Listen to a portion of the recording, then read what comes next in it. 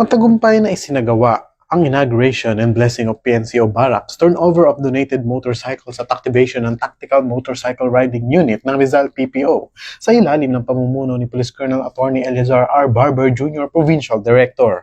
Dumalo at nakiisa sa nasabing aktibidad si Honorable Nina Richie A. Inares, Gobernador ng Lalawigan ng Rizal, bilang guest of honor and speaker, kasama si Engineer Dennis C. Sandil, owner International Swims Incorporated and donor of 20 motorcycle.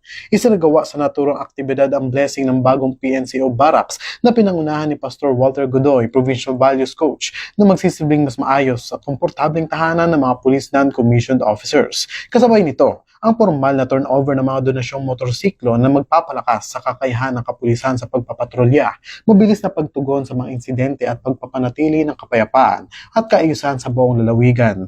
Formal ding inilunsad ang Tactical Motorcycle Riding Unit, isang unit na inaasahang magbibigay ng mga episyente at mabilis na police response, lalo na sa mga lugar na mahirap pasukin ng mas malalaking sasakyan at sa panahon ng mga emergency at law enforcement operations. Gayun din, ito ay naging patunay na matibay na pagtutulungan ng lokal na pamahalaan at ng Rizal PPO sa isang layunin na mapanatili ang kapayapaan, kaayusan at kaligtasan ng bawat Rizalenyo.